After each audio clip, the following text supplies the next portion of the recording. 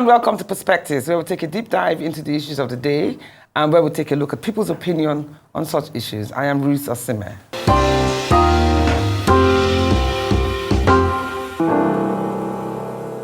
The This Day at 30 and Arise at 12 award ceremony may have ended, but its impact remains unforgettable, especially for the distinguished recipients whose achievements were celebrated on the night. One of the evening's highest honors, the Lifetime Achievement Award, recognized individuals whose life's work has left a lasting mark on their industry and society. However, the night was not just about honoring established icons, it also shined a light on the future. The Young Global Leader Award celebrated rising trailblazers who are redefining leadership, breaking barriers, and setting new standards for success. Tonight, we take a closer look at the journeys of two outstanding honorees, one a Lifetime Achievement Award recipient, and the other a Young Global Leader Award winner. They join us to share their challenges, triumphs, and the legacies they continue to build. We're heading for a short break, but stay with us because coming up are our wonderful guests, Arise Lifetime Achiever, Dame Maiden Ibru, and Young Global Leader Award winner, Neya Kalu. Perspectives return in just a moment.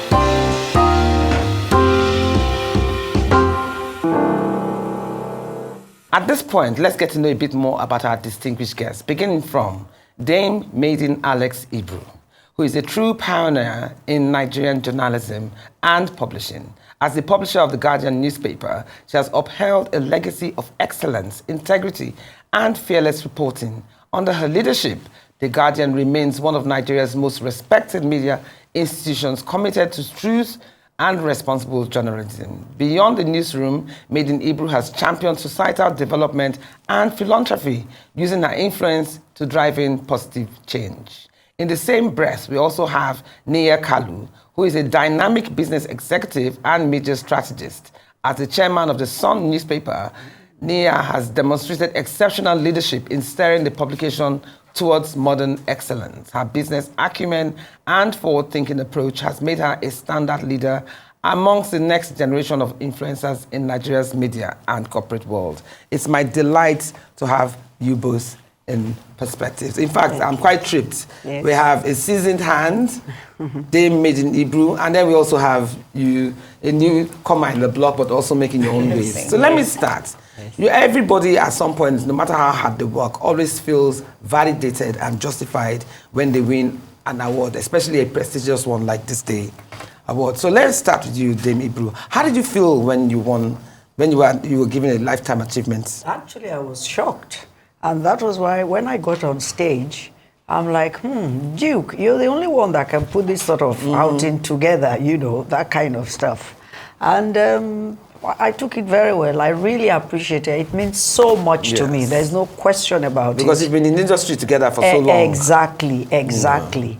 And he's done well too. He's done very, very well. Because whilst he was advertising the locations of where this same award is going to go, Los Angeles, I'm like, wow, this man is really going to travel across the globe. He doesn't do things in half measures. He doesn't. That is for sure. That we can give to him. Yes, yes. The Duke is called. Yes, exactly. The Duke. We call him publisher. We call him chairman. Because, you know. Actually, I'm not Dame. I got my ladyship title from the Greek Parliament. Oh, wow. Yes, I'm really a lady. Oh, Lady Ibru. Yes, Lady Maiden. That rhymes much better. And the reason I always put Alex is because there were so many 6 Ibrus that were men and 2 women. Yes. And my brother is Alexander.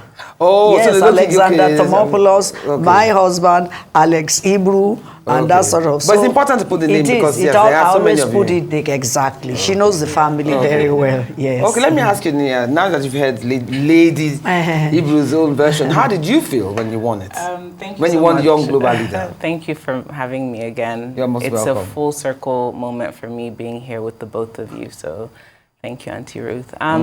For me, winning the YGL was an incredible honor. It came as a surprise, just piggybacking off of what Lady Ibru said. But it was an incredible surprise, incredible honor for me. Very humbling, especially to be awarded by This Day and / Arise. And for me, it means a lot. I think personally it validates all the hard work that I've been putting into my endeavors. Because as I'm very introverted, so public applause is not something that I really gravitate towards. I like to be behind the scenes, so to be recognized on such a platform, honestly, incredible honor. And I think professionally, I hope it would open, more avenues It for definitely me would. It definitely would. to It's a nice leverage. epaulet to have on your shoulder. So I think it will give me more opportunities to meet and collaborate with like-minded people like myself. So that's good. Yes. Okay, lady, but let me ask you. Did you always want to pursue a career in? Was it always your dream? And even if that was, who were the key mentors? Who are the people that influenced you to take this path? I went to let me start. I attended a school called Children's Home School, owned by the Ogunlesis. From there, I went to Queen's School. Queen's School was in Ede then. I mean, we had so much grounds, The Timi of Ede was actually the owner of the land. Then, not too long ago, they decided to move Queen's School because the military took over. They needed the space. They now moved them now to next to Government College in Ibadan. But after Queen's School, I did my A-levels, and from there I went to America. To go and do my master's, at the American U. American U means American University. It's actually on Pennsylvania Way that leads to the White House, And after that, I knew that at some stage I'll take over from my husband because that's really not his own calling. Exactly, his own calling. Yes. That's interesting. Now that you say that, but what about you, Neya? What influenced you to take this path? Was it something you always also dreamed of doing, or was it suddenly sprung upon you by your dad?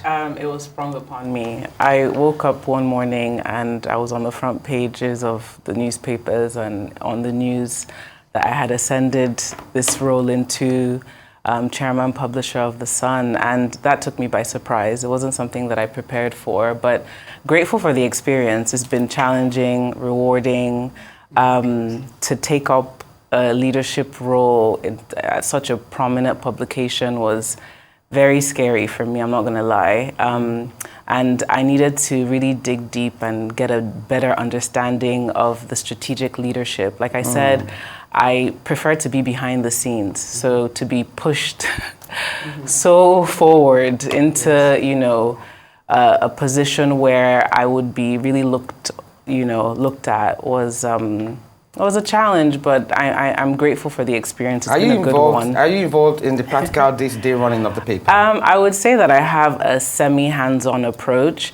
I like to focus on where my strengths are, which is business strategy and sort of stakeholder engagement. I kind of leave the editorial team to do them. Unless something needs my urgent attention, then of course I would focus on the print side of things. But aside from that, I'm just running the business. Okay. Yeah. So, Lady Ibru, like with anything that is successful in life, you come across challenges, and you sometimes, it makes you fall off your path. Yes. So, in your case, that your brand has become so powerful, so relevant in today's times.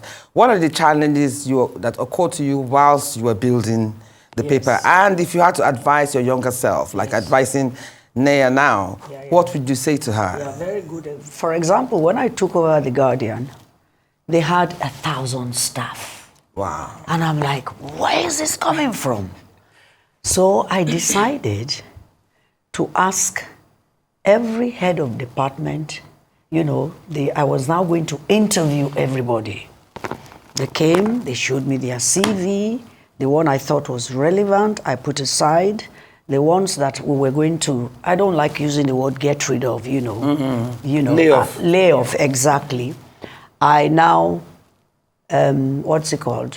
I now had an envelope saying thank you for those pioneers, those ones that when we had a large number, I could tell who really has the skill to be a journalist, and not be in the business of mass comm.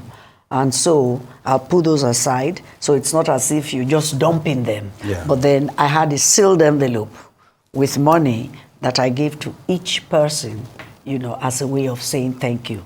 That way, it doesn't, it raises their morale that she had good intentions. Really, really were too many in this place, if you know what I mean. Yes. Oh, that's good. And then, what about you, Neya? You obviously come from a family of politicians. Your dad is a politician, even your grandmother. Did you know that her grandmother is also a politician as well? Or the Kalu's mother? Where did this expression politician? Isn't that what they call politics? Okay, okay. So your dad and your mom, thanks for the correction. Your dad and your mom, your dad and your grandmother were both in politics. Yes. And is it something that you would also delve into as time goes by? That's a tricky question. I get that. I get asked that a lot. And while I understand the roles they've both played in politics, I think for me, my primary focus is on business. I mean, never say never, though. Yes. But if I were ever to delve into that arena of public service or office, I think I would want to be in a role where it's more aiding than governing. I think focusing on critical issues for me, women and children. So if I could be in a helpful role than a governing role, I think for me that would, but as for now, I don't think I have any interest there. That's good. Yes. So, lady, then let me ask you, during the course of your career, so to speak, and as we all know, media is an endless. True. You can be there till you're 100 years old. Fourth estate of government. Exactly. Yes. So, but are there any practical? I mean, you must also have had very proud moments, very proud eureka moments in the course of your career. Can you tell us one particular one that was very poignant, that still remains in your memory very vividly, even now? Oh, yeah. When we turned 40, we had a lecture at the Institute of International Affairs. Luckily on my board, I don't say because it's my paper, I should sit where Ruth is sitting. I deliberately sit next. I didn't also want to be the chairperson. It's my company. So I invited people like Professor Omoli, who was Vice Chancellor of University of Ife, so he sits there. Then I sit next to him. Okay, the other way around, okay. Then, to my left is Dr. Patrick Cole. He went to Cambridge, and he's godfather of Toke, my son. Yes, that sort of thing. So really, and at the moment, we used to be about almost 25 or even more. I think up to now, we're still about 20. So we have 2 editors. Oh, and those 2 boys are very, very bright. Femi, and what's the name of the other guy? But they're very, very bright. They're good hands, And we have, we are into Google. Okay. We also have, we had one company. Forgotten the name. This old age is not good. Don't worry, Auntie. At times I leave my room well. at 75. When I step out to the passage, I say, "Sure, lady, what are you doing here?" I will go back there again. Then it will come back. If it comes back, this is all signs of the aging process. Of course, aging process. Which I mean, I'm going 76 this year. Yeah, I know, Auntie. We're at your 75th now. So exactly. We're still vibrant and going through. Okay, since Auntie was lady, I keep calling you Auntie because I know you personally, but let me call you lady for we are on air. Let me ask you about evolving landscape. As you know, the landscape of the media constantly evolves. And how have you been able to navigate these changes to ensure that your newspaper is relevant and abreast of things, especially when it comes to internet and social media and what have you? Have you managed to stay relevant? Well, I think first and foremost, The Sun, we're a very traditional newspaper, and we have a very traditional following. And I say that because last year or 2 years ago, I changed the website, and we got a lot of pushback. From going into the digital space? Absolutely. We got a lot of pushback from our consumers. And, you know, me doing all the data research on obviously advancing and evolving into digital space and transformation, I thought that would have been accepted. But our followers, no. So for me, I'm between a rock and a hard place because it's 2025. But don't you want to expand? I do want to followers? expand, but at the same time, I'm being very careful with the sudden change. I don't want to disturb them, you know, yes. And our website was presented like sort of a Reader's Digest, where it was kind of a recap of what's going on as opposed to the entire story. And we got a lot of pushback. But what if it was presented as is in the paper? It's an exact replica, only that you're reading it on the tablet. Would that have made any difference? I don't know. I don't know. So I was a bit shocked by the pushback myself. Our old website was a bit like Auntie Ruth just said, mirroring the newspaper. So it was everything on there. But I just thought people would want to skim through. Rather than buy the raw paper. Right. But we got a lot of pushback. Got a lot of pushback as well for changing our logo and our headline. You know, I was just trying to be a bit more, because my goal is for people my age to pick up The Sun and read it, whether it's on their iPad, their Kindle, whatever device you might have, or even physically pick up the paper and read, even though we're not really printing as much these days. But But so are people your age reading it? I don't think so. So what are you going to do to be able to navigate that? This is the issue. I know how important implementing these changes are, but I also still have to sort of stay true to what the newspaper and its values represent. And it represents, you know, the older crowd, the older generation, and I'm trying to play both sides the best that I can. So because if you say that it represents the older generation, the older generation after a while will cease to exist. Is your people going to be reliant on just the older generation? Right. Because you need to introduce it into your own age, It's your something peers. that the team and I have discussed at length, and we definitely put it as one of the things to tackle this year. So hopefully by the end of the year we'll be a bit more digitalized. Okay. Let me ask Lady Ibru. I'm trying to get my head around this title. Lady Maiden. Let me ask Lady Maiden. Now, when you talk about impact and legacy, people want to be remembered for something. Do you understand? Yes. So if one were to remember you and were to describe your role that you have played, what do you hope you will be remembered for? Being fair. You've got to be fair in anything, even in your household, you know, being fair. If somebody does something wrong, they say they are sorry, you know, accept it. Some will say, oh, that's how you always say, I'm sorry, but you keep repeating the same thing. It's wasted energy. You know what I mean? So you should be able to treat all your staff properly.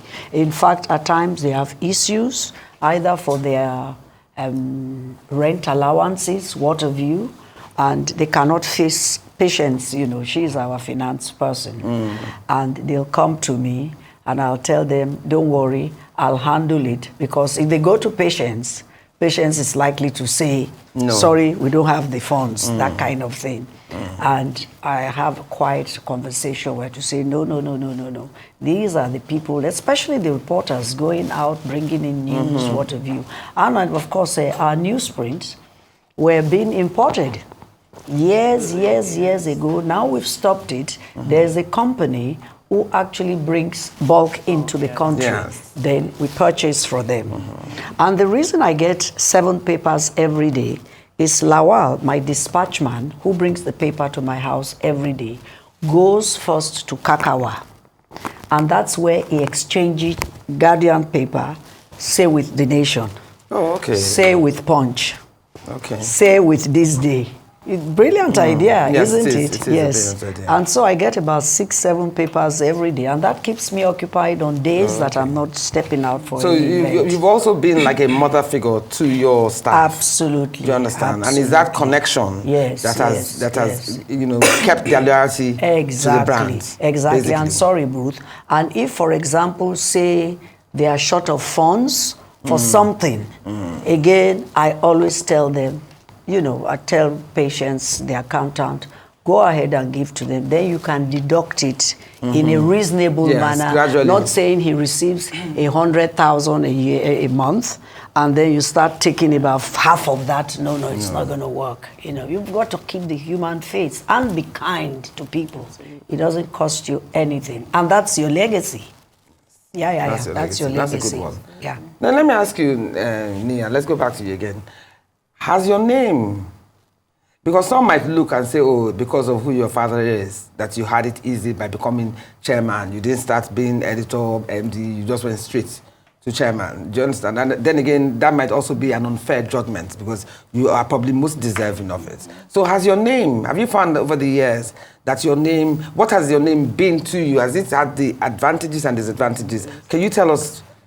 Well, let me first start by saying that my father is not the easiest person to work with, and so you don't really get handouts with him. But I do find that my name has almost played a double-edged sword in my life. And I'm thankful that my father has helped countless of people who in turn have shown me that kindness unknowingly or knowingly. However, because he's a politician and that's a very huge part of his life, there might be discrepancies here and there with people, and in turn I have become collateral damage, and I don't know these people. Been judged. Absolutely. The only crime I might have committed, and you see comments online and people, trying to sort of downplay all your hard work and effort.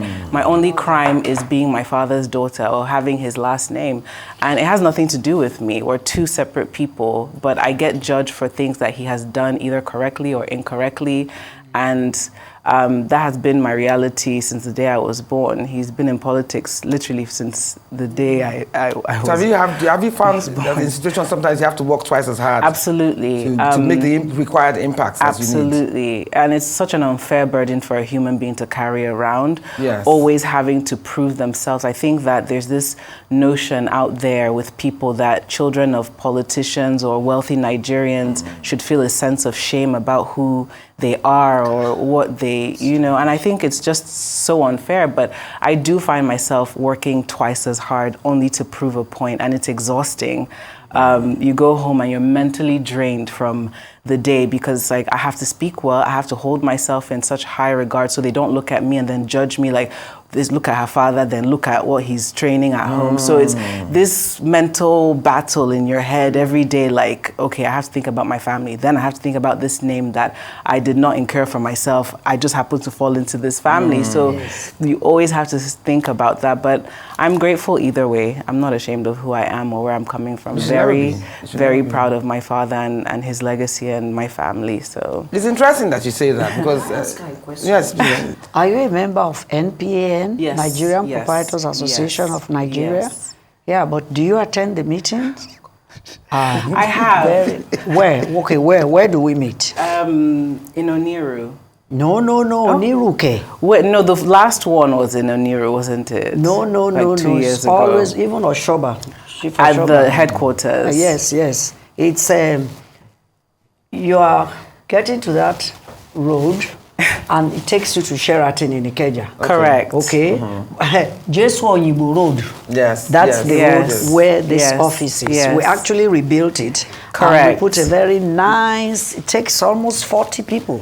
Correct. So when Unduka sits, Oshoba comes, that sort of thing. Yeah. I just sit in. Okay, and take her into your fold now. Yes. You always make sure that she appears anytime the meeting holds place. Yes. Because you can learn Absolutely. from old hands. And in Yuanwanyu, what's the name of it? Iwanyawu. It's just passed now. Yes. But his daughter His daughter is taking yes. over. Exactly. Yes. Taking over. It was She another always lifetime sits next to achievement. me Yes. during the. So you must try to join the newspaper proprietors, association. Okay, let me ask you, Lady Maiden, beyond your professional achievements, what personal values have guided you towards your journey? What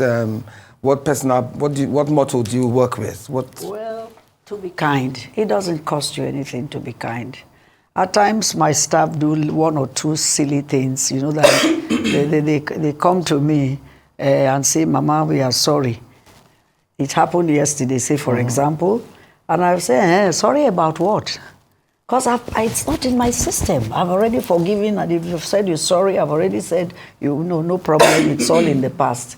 Then you come, I'm sorry about what happened here. I said, no, I don't even remember what happened yesterday because I'm not carrying it on my chest. But you must also set boundaries so that such yes, but I think I've just will not be abused. Yes, I've just been lucky. One has been with me for 37 years, wow. Mohammed. He's from Maiduguri with marks, everything. You remember when there was Morocco? So he was a security man at my gate then, Morocco. But when Morocco was pulled down, he now didn't have, a place to stay, what have you. So he's on my premises, he lives with me. They go home on a Saturday, and they are back on Monday.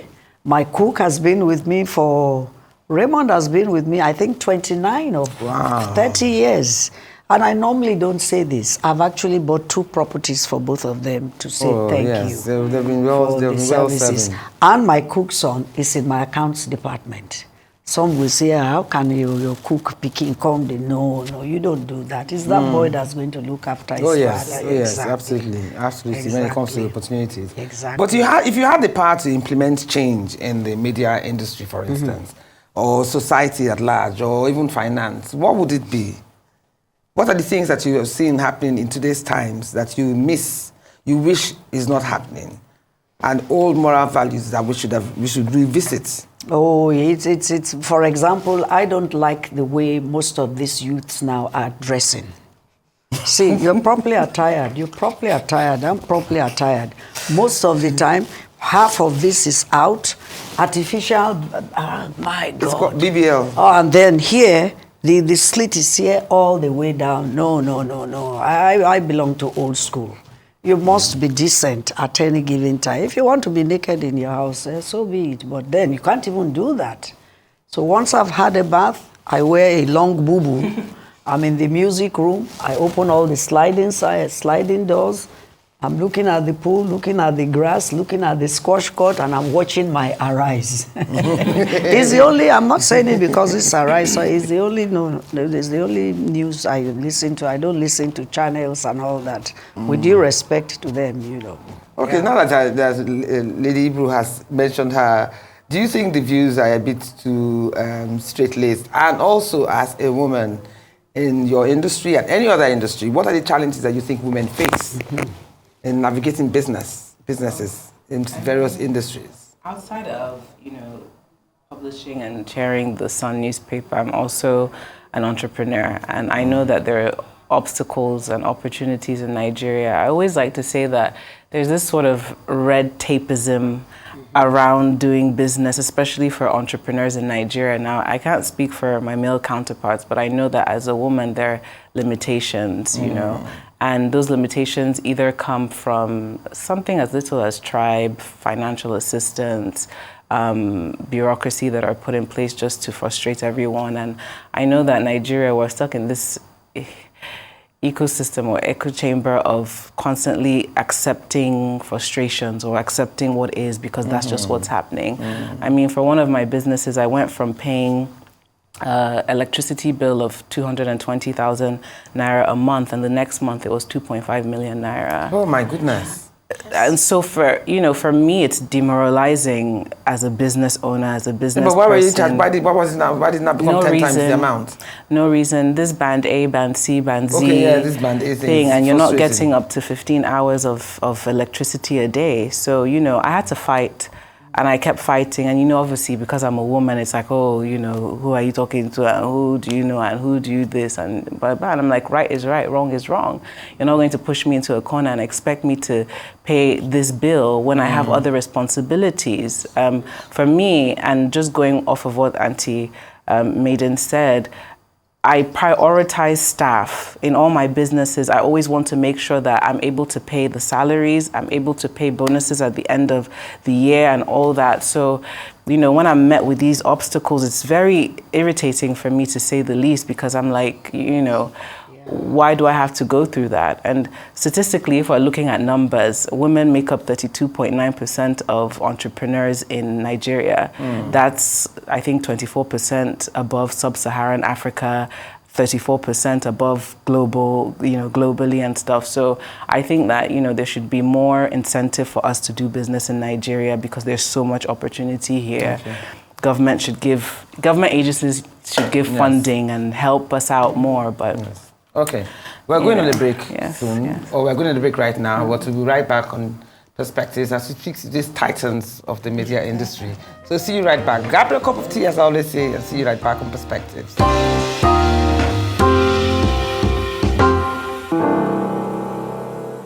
Welcome back to Perspectives, your Honorees News. So let me ask you, Neya, you know, like you're a new hand.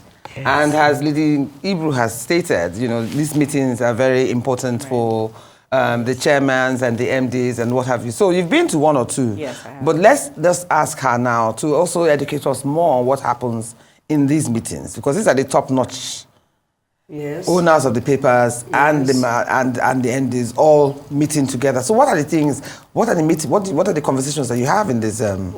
I think, if I recall. And those were people from the north. We wanted them to see the president. I've forgotten what it is really, about one thing or the other. And because we keep reminding them that the press is the fourth estate. Yes. So you cannot push us to say, maybe they are just newspaper. Without, George Washington.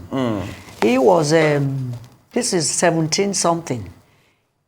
One statement, and I shared it, everybody knows it in The Guardian. He says if he was to choose between government and the people and the press, he will not hesitate to choose the press. Without the press, you can't run a newspaper, for God's sake. You can't. Yes, you can't. But how does the press maintain its integrity? Making sure you get the right making sure you get the right information. How deep do you do your investigation to ensure that your story is authentic? That's what I'm saying. The reporters we have, they are trained, and we've told them this. If you bring news that we know, because even the editors, they'll check. The editor and the deputy, and the two we have now, Femi, what's his name? And another guy, bright people. These two new guys, they really are very bright. Yes. Yeah. Oh, okay. Yes. So you're obviously going to go to the meetings more often now. Yes, do. On live television. I mean, if for sure, but that is retired and everything can still come. You know, you have many more years to play catch up, and you're obviously going to learn quite a bit from Lady Ibru, even now and after the show itself, But beyond media, what are some of your other passions and interests? Well, I have a foundation, the Neya Kalu Foundation, and it's been up and running for about 10 years. And I really focus on women and children and following sustainable development goals 1 through 7. But outside of that, I am a sucker for Nigerian literature. I love to read in my spare time. I love to read, and I focus on Nigerian authors, I guess, as a cultural,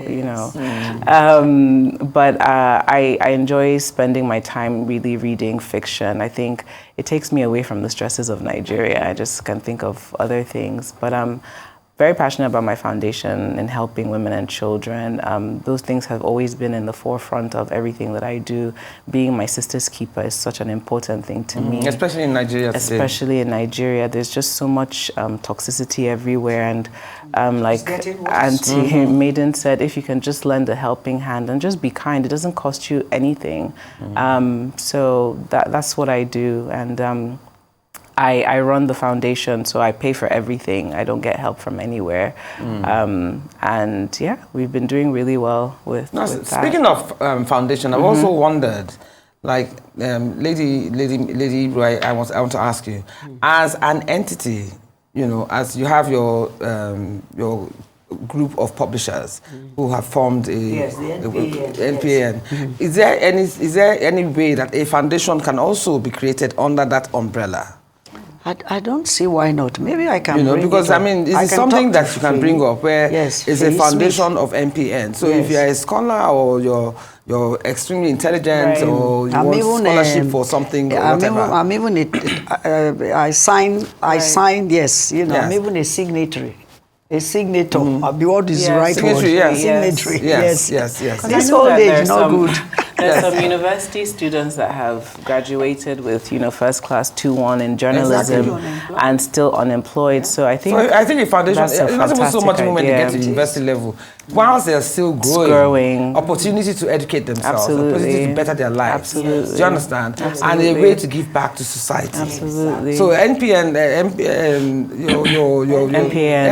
is a strong, powerful platform, especially when it comes to literature, or, education, and things like that.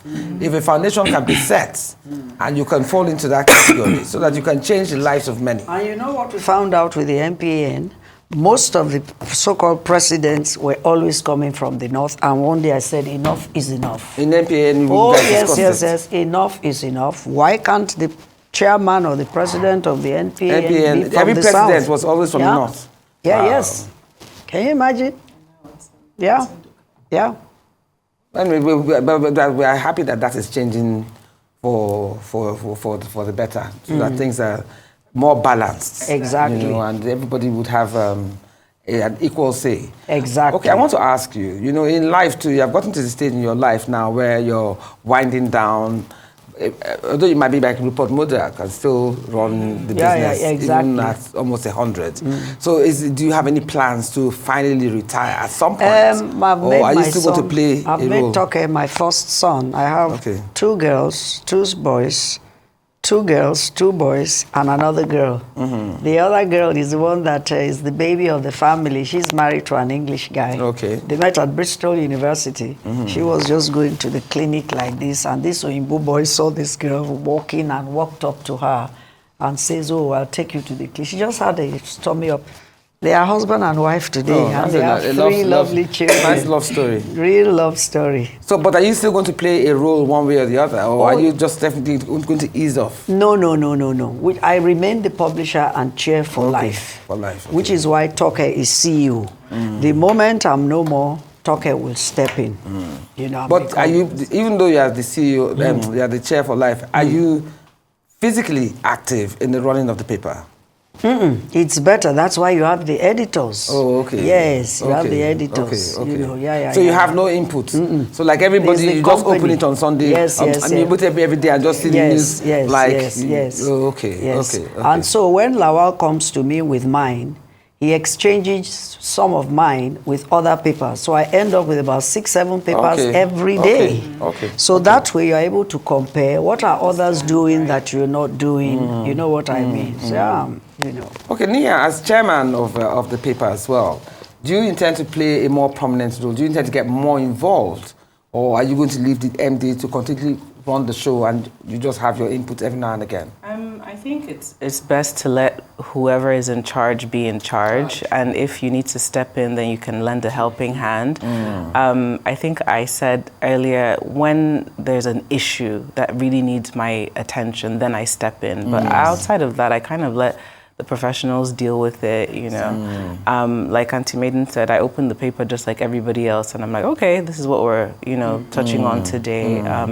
Except there's an issue that needs my urgent attention. I just focus on the business aspect of You know, you have spoken about how your readers are the traditional, old school, blah, blah, blah.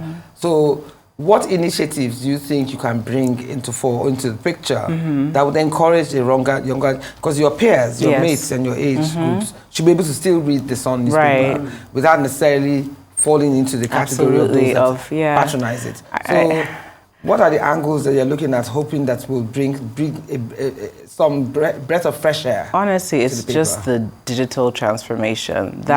We can't even sidestep or go around it. That is exactly what needs to be done, and it will be done slowly, gradually, just not to shock anyone. But I mean, for people my age, the blogs are there, so by the time we're disseminating news, they've already gotten wind of what it is, and so picking up a paper becomes useless essentially. So I'm hoping in the next, within the next 5 years, I will slow down on print because it's expensive. Like we pay for everything, top to bottom. It's expensive, and the returns are not matching what we're spending. You can earn money from the right digital space. So this is what we're now trying to navigate, and I'm so aware that these implementations need to be made. I just need to be very strategic about the times at which they're made. You also have young writers? So we younger have writers might also attract younger audience. So there's been some content diversification on the weekend newspapers. So you have a column for gossip and for trends and for fashion. So we're really trying to make it a bit more modern and younger people friendly.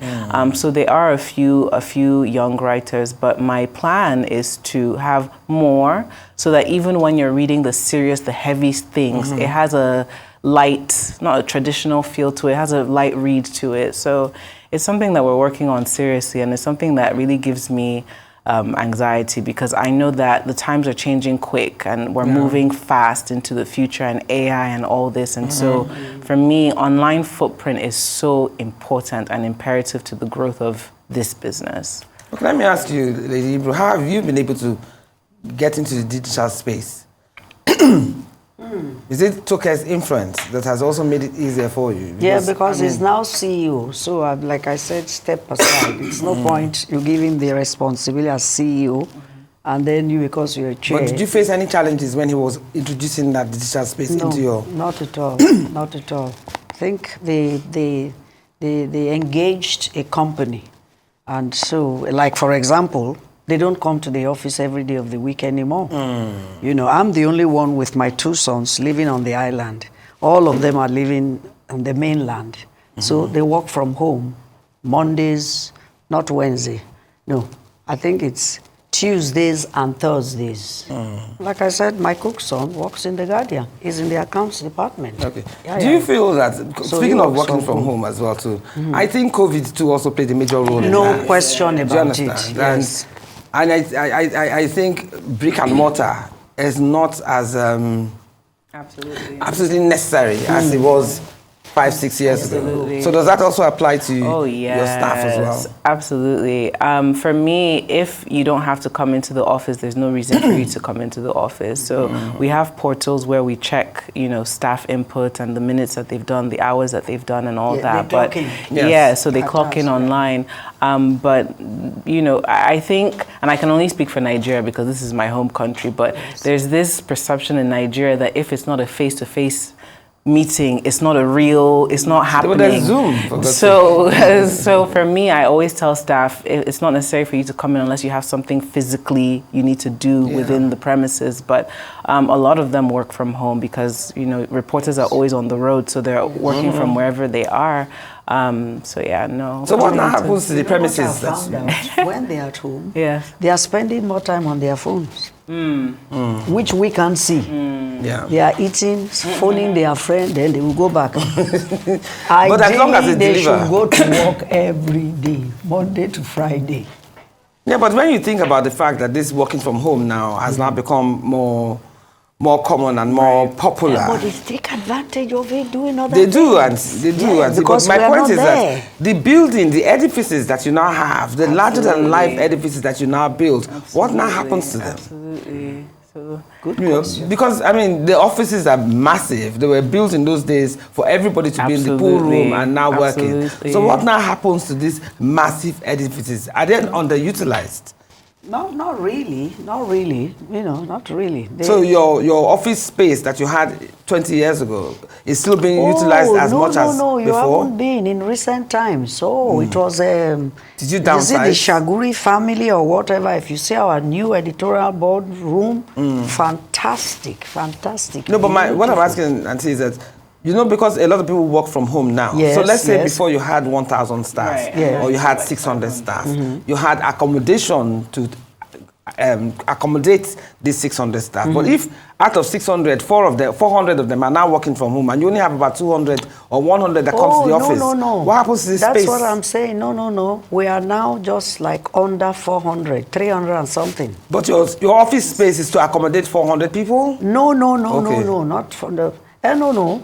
The office space. The office space is really big. It can occupy... But is it utilized as much since most people work from home now? Yes, it is. It is on those days. Monday, Wednesday, it's only Tuesdays and Thursdays they work from home. Okay. Which is why So I'm twice there a on a week. Wednesday. Okay. So I go around, I check even the environment, everything. Okay. Blah, blah, Because blah, I did blah. wonder, does that apply to so we have your people as well? We stagger the people that come in. Exactly. Yeah, so it's not. Have you had to downsize your building to Oh accommodate? yes. Yeah, you have to. Oh yes, because you're just going to be wasting, and Yes. then with all the economics around diesel and all Exactly. that. That's what The diesel, So we stagger, generator yes, and all that. we stagger them. So it's much cheaper for them to work from home. Absolutely, because we're not running on electricity. I mean, the tariffs have gone up by I think 100%.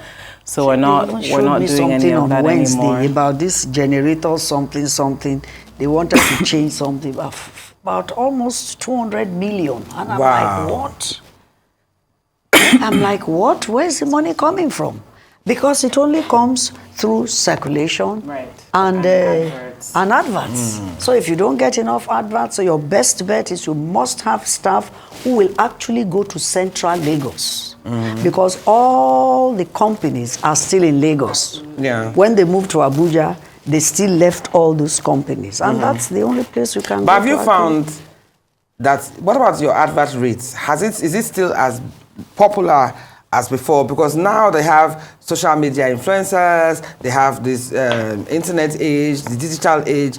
People sort of are channeling their adverts towards those areas. Print newspapers still getting as much adverts as they used to, compared to before. You still get it. Yeah, that's why we've got staff who actually go to town to go and bring the adverts. I know the answers to this, but I have to say this for the audience. That's really where papers get profit. Exactly. Yes, And we actually bought them cars. Yeah. You know, this small, nice car. You see the Guardian logo, you know. They are the ones, they don't take public transport. The cars take them. We still have to service the cars. We have to put petrol, what have you. And it works. It works. I mean, like I said, I know all these answers. Yes, of course. Because we are talking to people who are not in the media industry. Yes, so yes. sometimes they need to know this. The adverts still do it for us. Yes. It's very big. Okay. So when we've spoken about adverts, we've also spoken about setting up foundations. What about philanthropy? Is any are there any plans for Guardian to be involved in any sort of philanthropic courses over the years? That would be my own private one, not Guardian. Okay. Yes. So as a private person, you believe in philanthropy? Yes. Any opportunity I have, I get on with it. I'll tell you a story. When we were in Queen's Drive, whilst we were building, you know my place now. My second baby was born, and it was a Saturday. You know, so the staff they've all, you know, we were just taking, she was on the bouncer, and suddenly I just had, on the balcony, bagam. So I now carried my baby from the bouncer, went to the lounge downstairs, called my cook. Luckily, his own wife had just put to bed too. I said, go and bring your wife and the baby to be here, because I did not want a cook, a man, make a good tamper with my 8-month-old baby. When I stepped out, I could not believe what I saw.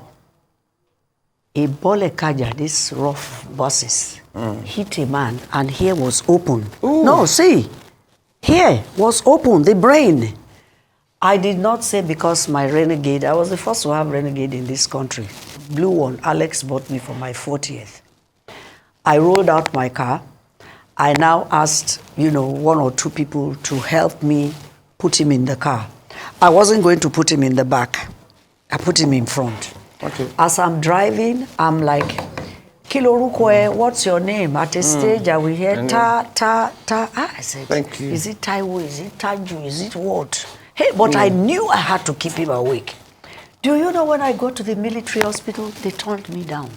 Oh my God. They said, oh, it's just meant for military personnel. Okay. In fact, that's a story I should have shared in the paper. But you saved his life. Yes, so I took him to General Hospital. Thank you. And luckily, it was my best friend's husband who was there that stitched it. We thank God. We thank God. Thank you, Auntie. Yes, I was going to ask you about your bucket list, but we don't have time. And Oh, which one with that? Bucket list is things that you want to achieve whilst you're alive. I see. But I know you feel most of yours. And Neya, I hope you feel most of yours too. So thank you so much for being with us today on Perspective. Thank you. I wish we had a lot more time, but unfortunately we don't. Thank you. So today's conversation has pulled back the curtain on the grit, resilience, and vision that drive true change. From honoring who have shaped the entire industries to celebrating the bold trailblazers and the future, the This Day at 30 and Arise at 12 awards stand as a testament to the unstoppable power of excellence and innovation. May the stories of these remarkable recipients continue to ignite ambition, challenge limits, and inspire us all to lead with purpose, break barriers, and leave an unforgettable mark on the world. That's all we have time for today. You've been watching Perspectives here on Arise News with me, Ruth Osime. We shall be back on the show same time next week. Until then, do stay positive and have a wonderful week. Good night.